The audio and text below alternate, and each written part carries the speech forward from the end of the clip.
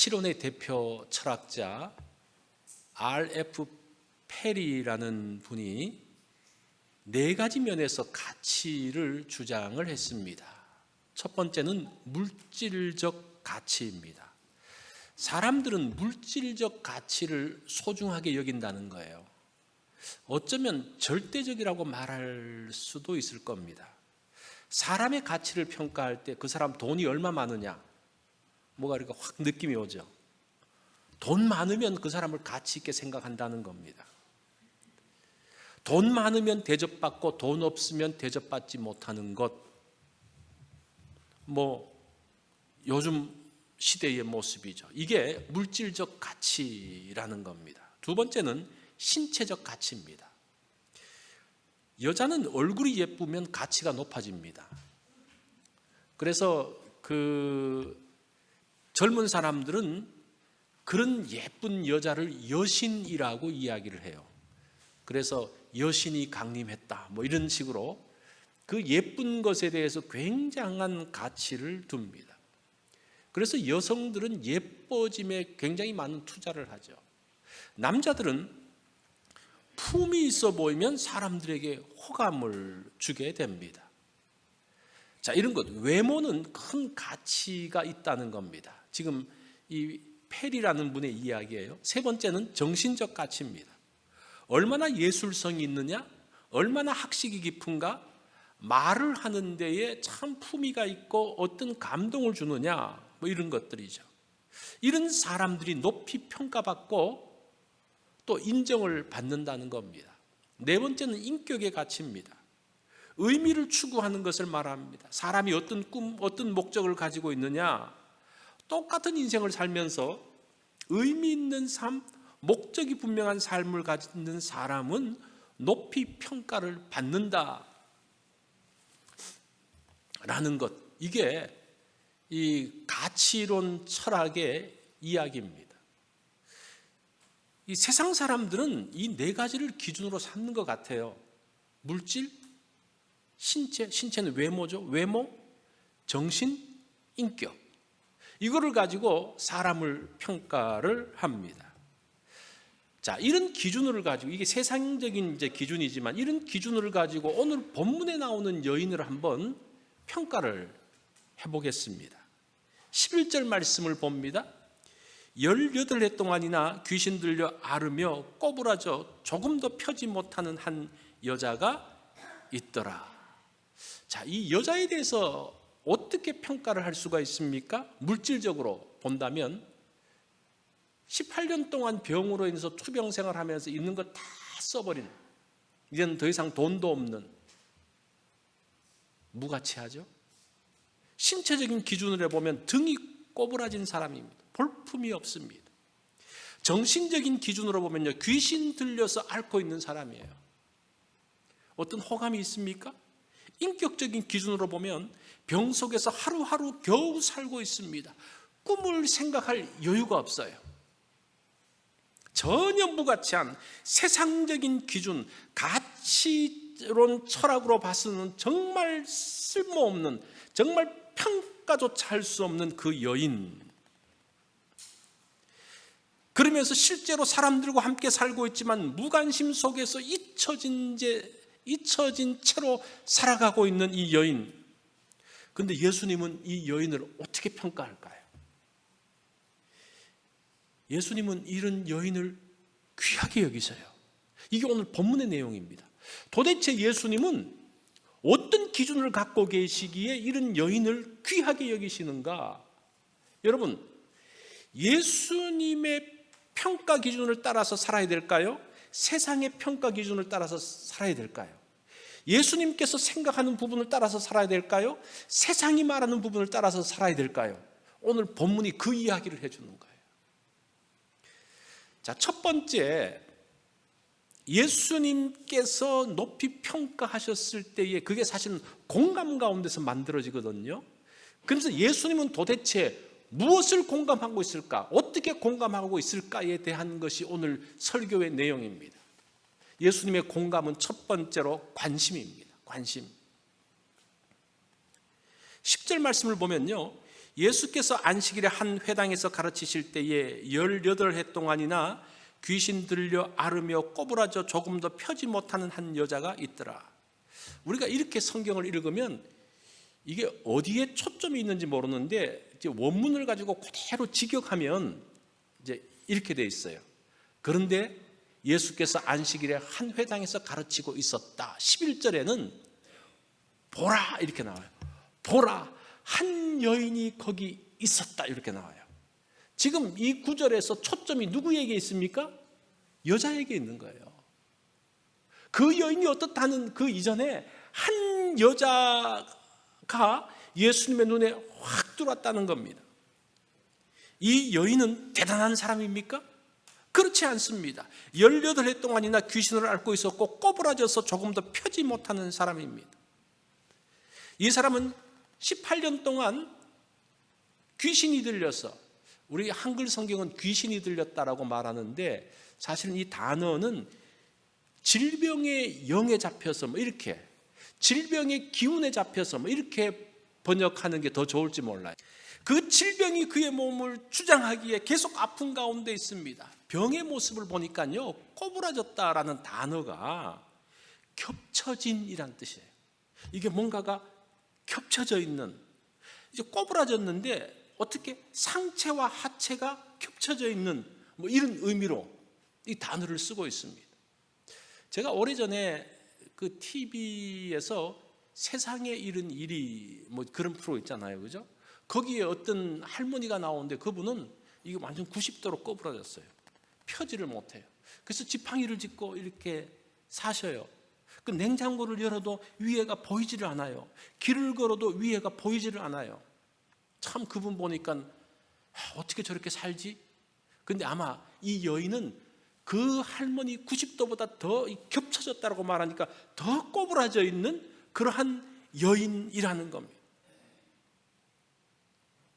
그 여인을 예수님이 회당에서 말씀하실 때에 보시고 주목했다라고 말합니다. 관심을 가졌습니다. 그리고 그 여인을 부르십니다. 이 부른다는 말을 보니까요, 소리내어서 앞으로 불러냈다라는 그런 뜻이에요. 여인아 뭐 이 정도가 아니라 그 여인을 불러서 앞에 세우는 어떤 그런 모습까지 나와 있습니다. 이 여인은 이전부터도 회당에 계속 참여를 했습니다. 그냥 뒤에 조용하게 앉아있다가 가기에 누군도 관심도 갖지를 않았습니다. 주변에 몇몇 사람들이 알고 있었지만 그 여인은 참으로 부담스러운 존재였습니다. 그냥 그렇게 방치된 채로 그냥 가만 내버려 두는 것이 사람들도 좋고 그 여인도 좋은, 그렇게 잊혀져간, 그렇게 무관심 가운데 있었던 사람입니다. 그 예수님이 보니까요, 보통 이제 병을 고치고 그럴 때 보면, 성경을 보면요, 예수님 제 병을 고쳐주세요 이렇게 호소하는 경우가 많아요. 근데 이 여인은 예수님한테 병 고쳐달라고 요청하지도 않았어요. 예수님이 먼저 그 여인을 보시면서 그에게 관심을 가지면서 그의 병을 고치고 있는 것을 볼 수가 있습니다. 이런 관심, 예수님의 공감하심은 관심을 갖는 데서 시작됩니다. 관심을 가질 때에 이제 공감이 만들어지기 시작합니다. 자, 첫 번째 공감이라는 것이 관심이라는 거 여러분 잘 기억을 하십시오. 두 번째는 존중하는 겁니다. 존중. 어떻게 관심을 갖느냐가 중요하죠. 부담스러운 존재로 관심을 갖는다면 그건 존중하는 게 아닙니다. 예수님은 여인을 존중합니다. 12절 말씀을 한번 읽어볼까요? 시작. 예수께서 보시고 불러 이르시되 여자여 내가 내 병에서 놓였다 하시고, 그 여인을 뭐라고 부릅니까? 여자여 이렇게 불러요. 여자여라고 하면 뭐 생각나는 게 없습니까? 예수님이 어머니 마리아를 부를 때 어떻게 합니까? 여자여 이렇게 불렀거든요. 물을 가지고 포도주를 만드는 그 사건에서 예수님은 어머니를 향해서 여자여라고 부릅니다. 예수님이 십자가에 달리실 때 그 어머니가 너무 마음 아파하니까 어머니를 보면서 여자여라고 부릅니다. 그리고 예수님의 그 부활 사건의 때에 막달라 마리아가 예수님의 빈 무덤에 갔을 때 천사가 그 마리아, 막달라 마리아를 향해서 여자여라고 부릅니다. 그래서 대충 그 여자여 구나이라는 단어를 쓸 때에는 그 존중하는 의미가 있다는 겁니다. 사람들이 봤을 때 이 여인은 정말 무가치하고 쓸모없고 정말 관심 가운데 있는 아무렇게나 불러도 괜찮은 그 여인이었지만 예수님은 그 여인을 향해서 여자여 이렇게 불러요. 여자여, 내가 내 병에서 노임을 받았다라고 말합니다. 16절에 보면 또 예수님의 존중하시는 말씀이 나와요. 16절에 18해 동안 사탄에 매인받은 이 아브라함의 딸을 이렇게 이야기해요. 이 아브라함의 자손, 아브라함의 아들, 아브라함의 딸이라는 말은 함부로 사용하지 않습니다. 삭개오가 왔을 때에 삭개오는 누굽니까? 그 사람이 유대인이었지만 오히려 유대인들을 착취하는 세리로 살았잖아요. 그 사람이 예수님을 모시고 예수님 앞에 나갔을 때 이제 예수님이 삭개오를 향해서 뭐라고 불러줍니까? 너도 아브라함의 자손이다 이렇게 불러주세요. 이거는 인정하는 말이에요. 아브라함의 자손이라는 말이 무엇인가 하니 언약의 백성이라는 말이거든요. 택함받은 백성이라는 말이에요. 그 삭개오 같은 것은 그 택함받은 존재도 아닌데 예수님은 그렇게 불러주셔요. 지금 이 꼬부라져서 18해 동안 병 가운데 있었던 정말 무가치한 그 사람을 향해서 그 사람들, 저 사람은 택함받지 못했어. 하나님의 자녀가 아니야. 하나님의 언약의 백성이 어떻게 저렇게 살아? 그렇게 생각했지만 이 예수님은 그 여인을 향해서 아브라함의 딸이 이렇게 이야기해요. 아브라함의 딸이 얼마나 귀하게 존중하면서 말합니까? 여자요, 아브라함의 딸이. 예수님의 공감에는 존중이 담겨져 있습니다. 우리가 공감한다고 말할 때는 이 존중함이 반드시 관심뿐만 아니라 그 관심은 어떤 관심? 존중함으로써의 관심이 있어야 된다는 겁니다. 회당장은 이 여인과 예수님 사이에서 일어나는 일을 보면서 어떻게 반응합니까? 예수님이 여인에게 관심을 가지고 이렇게 존중하면서 병까지 고쳐주니까 분노하고 있습니다. 회당장의 기준으로 봤을 때는요, 이 여인이 존중받을 이유가 없다고 생각을 했습니다. 그래서 그냥 18년 동안 회당에 와서 계속 있었지만 그냥 그렇게 한쪽에 있는 그냥 잊혀진 그런 사람으로 취급을 했습니다. 그렇게도 아무런 문제 없이 오랜 세월을 흘러갔습니다. 그런데 예수님께서 와서 여인에게 관심을 가지시고 존중해 주십니다. 심지어 그의 병을 고쳐주십니다. 이 회당장이 분내어서 하는 말이 무엇인가 하니 안식일에는 병을 고치지 말라고 이야기해요. 일할 날이 6일 동안이나 있는데 6일 동안 하지 왜 안식일에 그 일을 하냐고 말합니다. 지금 이 여자는 회당에 언제만 나와요? 안식일에만 나와요. 안식일에만 봐요. 그런데 안식일에만 보는 그 여인을 다른 날 가서 목을 고치라고 이야기를 합니다. 이게 지금 말이 안 맞는 거예요. 물론 그 나름대로 생각하고 있는 부분들이 있겠지만 회당장이 그러니까 안식일은 병을 고쳐서는 안 되라고 생각을 하니까 그냥 계속 방치된 채로 얼마 동안? 10년하고도 8년. 이 성경에는 그렇게 표현되어 있어요. 10년하고도 8년 이렇게 되어 있어요. 강조하는. 그 여인은 불쌍히 여기지 않았습니다. 회당장은 두 가지 면에서 화가 났습니다. 자신이 방치해둔 여인에게 관심을 가지면서 부각시키는 것이 부담이었습니다. 두 번째는 안식일의 규칙을 어겼기 때문입니다. 회당장이 가지고 있는 기준이 있어요. 안식일에는 절대 병을 고쳐서는 안 된다는 겁니다. 자신의 기준과 맞지 않으면요, 공감이 안 돼요. 내가 갖고 있는 기준이 있는데 이 사람이 나의 기준에 안 맞아요. 그러면 그 사람하고 공감할 수가 없어요. 그 사람을 존중할 수가 없어요. 그 사람하고 함께 무엇이 만들어지지가 않습니다.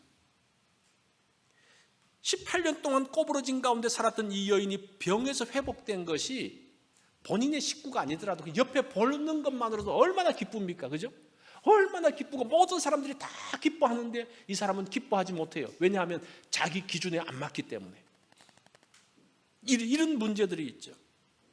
그래서 이 회당장이 하는 걸 보면요, 14절을 보면 아주 재밌어요. 회당장이, 그 본문을 잘 보세요. 회당장이 예수께서 안식일에 병 고치는 것을 분내어 무리에게 이르되, 지금 누구한테 막 열을 내고 있습니까? 병을 고친 예수님한테 열을 내는 게 아니라 무리들한테 막 열을 내고 있어요. 이게 뭔가 예수님하고는 뭔가 안 되는 것 같은 어쩜 그런 느낌이 있었는 모양이죠. 안식일 규정을 어겼다는 겁니다. 병 고치고 안 고치는 거 중요하지 않아요. 그 여인이 회복되고 안 회복되지 않는 거 중요하지 않아요. 그 불쌍한 여인이 그 소원 성취되는 거 중요하지 않아요. 뭐가 중요합니까? 안식일 규정, 자기 기준, 그게 가장 중요합니다. 그거 맞지 않으면요, 화가 나요, 분내요. 이게 지금 공감하지 못하는 회당장의 모습이에요. 자, 우리가 이런 것들을 보면서 한번 잘 생각을 해보세요. 왜 우리가 공감하지 못합니까?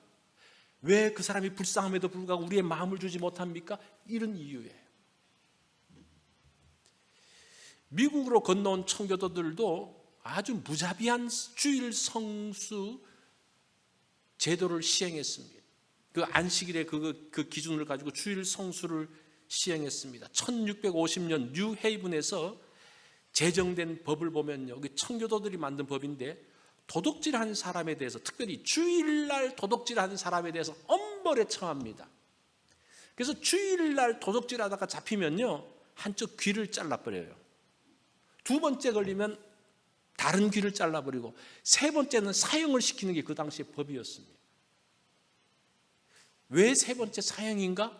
더 자를 귀가 없기 때문에 그런 사람은 없애버린다는 겁니다. 물론 사형을 한 적은 없다고 기록이 되어 있어요. 자, 청교도들의 법이 왜 이렇게 엄격했을까? 이 청교도들에 대해서 우리가 좋은 전통이 많은데 왜 이 청교도들이 이런 엄격한, 우리가 봤을 때 도둑질 했다고 귀를 자른다? 사람을 죽인다? 이게 납득이 안 되잖아요. 이게 왜 그런 거 하니? 형별에다가 종교적인 분노가 합쳐졌기 때문에 이러한 처벌이 만들어졌다는 겁니다. 도둑질 했으면 그만큼만 벌을 하면 돼요. 그죠? 예를 들어서 누구한테 도둑질 해가지고 1000불을 훔쳤으면 1000불의 벌금을 내고, 성경에 보면 거기 4분의 1을 더해라 그랬으니까 거기에다가 더 얼마를 더 하면 돼요. 사실 이건 성경이 아니에요. 왜 그럽니까? 왜 주일을 성수하지 않고 그 나쁜 악한 짓을 해? 그런 사람들은 용납할 수 없어. 이게 회당장의 마음이에요. 종교적인 분노가 그 가운데 들어가는 거예요. 우리는 이것을 이토록 주일 성수를 소중하게 생각했다라고 말할지 모르지만 그거는 아니라는 거예요. 이게 지금 이 회당장의 모습이 지금 오늘날 가운데도 이런 일들이 벌어졌다는 거예요. 1667년 보스턴 의회는 10가정마다 한 사람의 경찰과 동일한 권한을 부여해서 안식일을 범하는, 주일을 범하는 자들을 색출하도록 했다는 거예요. 이 한 가구가 모였으면 10가구를 묶어가지고 그 중에 누구 한 사람을 택해서 주일날은 이 사람이 어느 집에 들어가서든지 수색할 수 있도록 그렇게 한 거예요. 그래서 만약에 주일 성수를 어겼다 그러면 이 사람이 뭔가 벌을 주고 뭔가 벌을 의뢰하는 그런 권한까지 주었다는 겁니다. 1741년에는 주일에 길거리에서 빈둥빈둥거리는 사람에게 벌금을 냈습니다. 왜 주일날 빈둥빈둥거려? 성경이나 읽지, 기도나 하지. 이 주일 성수가 좋은 거예요. 제가 주일 성수하는 거를 부정하는 게 아니에요. 주일 성수는 좋은 건데 그것을 어겼다고 일정 이상의 분노를 해서는 안 된다는 거예요. 그렇게 하면 뭔가 예수님의 그 마음과 그런 공감하는 것들이 만들어질 수가 없다는 겁니다. 굉장히 하나님을 사랑한다는 사람들이 정말 하나님의 성경 말씀의 법을 어겨서 자기가 뭔가를 더 만드는 그 열심, 이거는 잘못이라는 거예요. 자기가 그 하나님의 자리에 들어가는 겁니다. 그것은 예수님의 마음하고 맞지 않다는 것을 지금 이야기합니다. 예수님은 여인들을 긍휼히 여기셨습니다. 긍휼히 여김이 공감이라는 거예요. 그 여인을 보면서 긍휼히 여기시면서 예수님의 그 긍휼, 공감하면요, 그 분노를 가라앉힐 수가 있습니다. 상대와 같은 마음이 되어서 그 상황을 공감하고 또 사람을 향해서 존중할 수가 있습니다. 예수님의 공감은 뭡니까? 처음에 관심을 보이시고, 두 번째는 존중하시는 모습입니다. 마지막 세 번째는 터치가 있습니다. 이 터치는 함께함으로 우리가 해석할 수가 있습니다. 예수님은 관심을 가지시고 존중하시고 함께 해 주십니다. 13절을 보니까요, 안수하시니 여자가 곧 펴고 하나님께 영광을 돌리는지라. 안수하는 것은 터치. 이게 안수라는 단어를 보니까요, 안수는 손을 얹어서 이렇게 기도하는 거잖아요. 그런데 이 원문을 보니까 복수로 돼 있어요. 그럼 두 손을 올렸다는 거예요. 그래서 두 손을 올리면서 그 여인과 함께 하는 그 모습, 그 터치라는 것이 한번 탁 되고 끝나는 것이 아니라 뭔가 깊은 터치, 깊은 연합이 만들어지고 있는 것을 볼 수가 있습니다. 16절을 보면 예수님이 터치하시자 여인이 사탄의 매임에서 벗어났습니다. 장로의 주전에는 주일날 안식일에 그렇게 해서는 안 됩니다. 그래서 안식일 치료를 막고 있습니다. 그러나 예수님은 함께 하셨습니다. 예수님의 법칙 아래 들어오면서 그 여인이 회복되어집니다. 예수님과 함께 있으면서 문제가 해결되어집니다. 예수님은 여인과 함께 있으면서 공감대를 만들어가고 있습니다. 하나님은 터치하시는 분이에요. 이 강은교 시인이 당신의 손이라는 그 시를 썼는데, 이게 예수님의 손을 말하고 있는 거죠. 당신이 내게 손을 내미네. 당신의 손은 물결처럼 가벼우네. 당신의 손은 물결처럼 가볍지만 당신의 손은 산맥처럼 무거우네. 당신의 손은 겨울처럼 차갑지만 당신의 손은 여름처럼 뜨거우네. 당신의 손이 길을 만지니 누워있는 길이 일어서는 길이 되네. 당신의 슬픔의 살을 만지니 머뭇대는 슬픔의 살이 기쁨의 살이 되네. 아, 당신이 죽음을 만지니 천지에 일어서는 뿌리들의 뼈. 당신이 내게 손을 내미네. 물결처럼 가벼운 손을 내미네. 산맥처럼 무거운 손을 내미네. 예수님께서 여인을 향한 터치, 함께 하심이라는 겁니다. 손을 내밀고 손을 댄다는 것은 함께 하는 것, 함께 하면서, 예수님과 함께 하면서 역사가 만들어지고 있습니다. 예수님이 손을 내민다는 것은 함께 하는 겁니다. 그것은 공감하는 것을 이야기하겠죠. 여인의 아픔에 공감하셨습니다. 여인의 절망에 공감하셨습니다.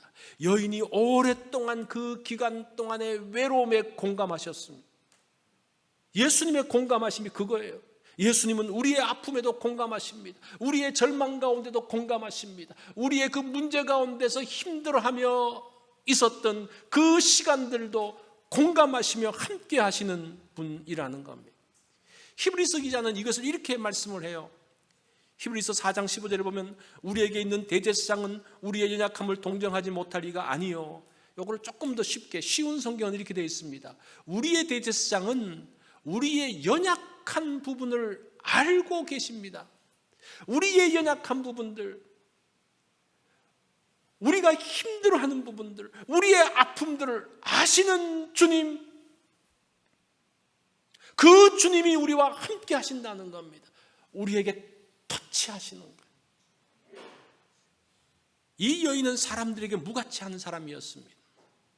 잊혀진 사람이었습니다. 그러나 예수님은 이 여인을 존중해 주시고 공감해 주십니다. 그러면서 그가 정상적으로 회복되어져요. 예수님의 그 공감 가운데, 예수님의 터치하심 가운데서 회복됩니다. 예수님의 불쌍히 여기심, 공감에는 이렇게 놀라운 능력이 담겨져 있는 것을 볼 수가 있습니다. 여러분은 나 자신을 어떻게 평가하고 있습니까? 우리가 여인을 평가했던 것처럼 이제 나 자신을 한번 평가해 보죠. 그 세상의 기준, 그 네 가지 기준을 가지고 한번 평가해 보십시오. 주님은 나를 어떻게 평가할까요? 사람들에게 가치 있는 평가를 받지 못해서 속상해하지는 않습니까? 그것 때문에 힘들어하고 아파하지는 않습니까? 그런 사람이 있어요. 이 수도원에서 날마다 동료에게 따돌림 당하는 한 제자가 있었습니다.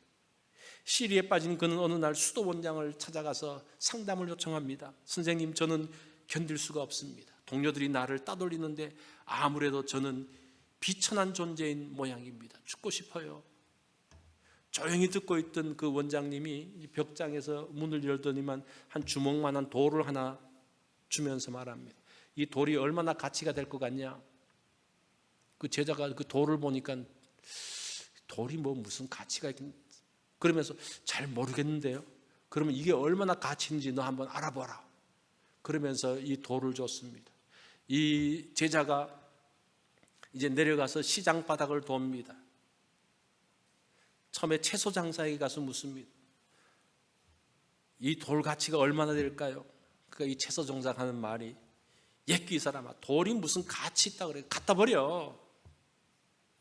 그렇지, 돌은 가치가 없지. 그 다음에 이제 정육점에 들어갔습니다. 정육점에서 이 돌이 얼마나 가치가 될까요? 그러니까 보통 돌은 아닌 것 같고 좀 예쁘게 생겼으니까 내가 한 돼지고기 한 2억 원 정도는 내가 썰어줄 테니까 그거하고 뭐 바꾸세요. 이렇게. 그 다음에 거기서 또 나와가지고 방앗간에 갔습니다. 이 방앗간 주인이 하는 말이 조금 진지하게, 내가 돌을 볼 줄 아는데 말이야, 이 돌은 그래도 괜찮은 것 같아. 내가 생각할 때 한 쌀 한 말 정도는 될 것 같아. 뭐 그렇게 이야기했어요. 그러니까 이 제자가, 그러면 그렇지 이 돌이 뭐 무슨 가치가 있겠어.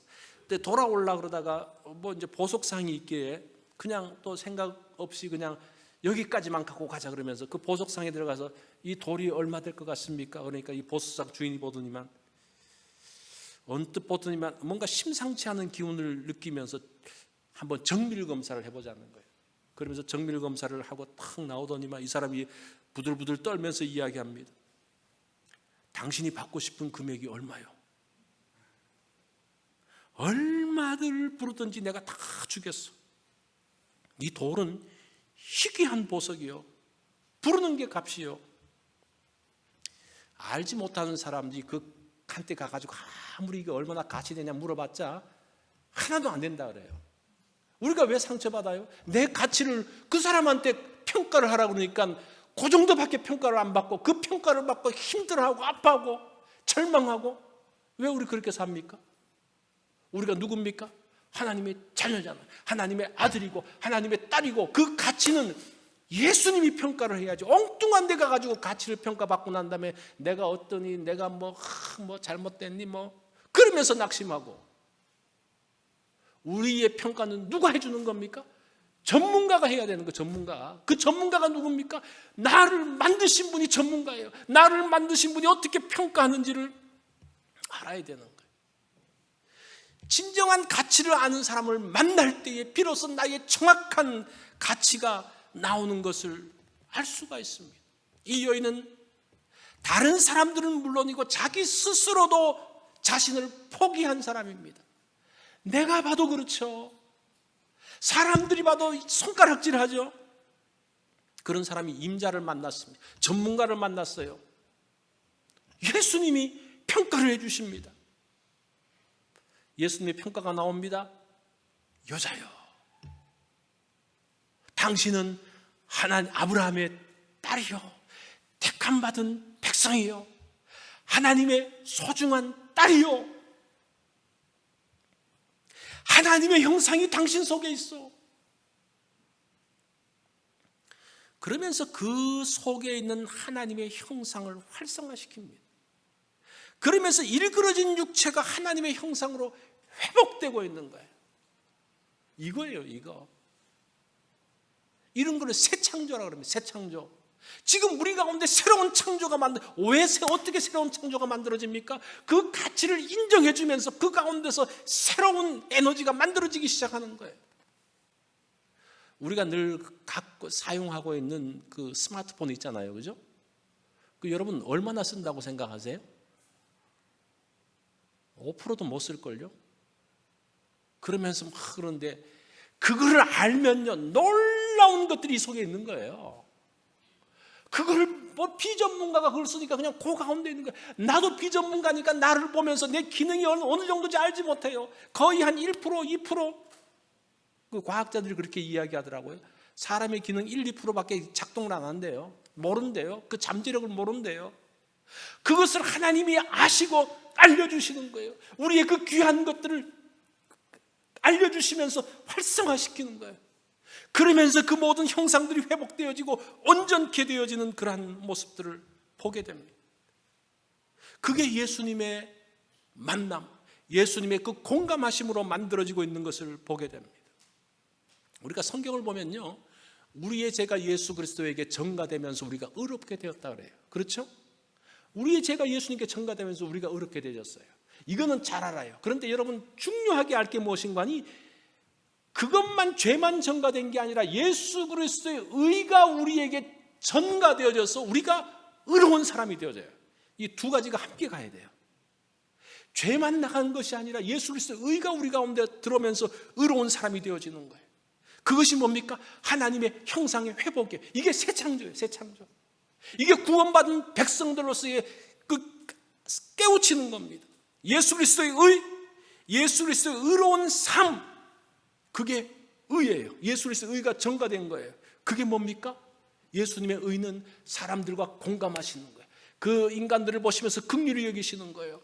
그래서 그 죄인들을 향해서 예수 그리스도가 오신 거예요. 이게 하나님의 사랑이고 하나님의 마음이고 예수 그리스도의 마음인 것을 볼 수가 있습니다. 우리가 의로운 자가 되었다는 것은 예수님을 닮아가는 사람이 되었다는 그런 말이에요. 그 의미 중에 하나가 뭡니까? 공감이라는 겁니다. 공감은 뭡니까? 여러분, 이 세 단어를 기억하십시오. 공감은 관심이고 존중함이고 함께함이에요. 이게 지금 오늘 본문에서 나오고 있는 예수님의 모습입니다. 이번 주간 여러분, 누구하고 한번 공감을 만들어 보겠습니까? 그럴 때에 그 공감 속에서 주님의 역사를 경험하게 될 것입니다.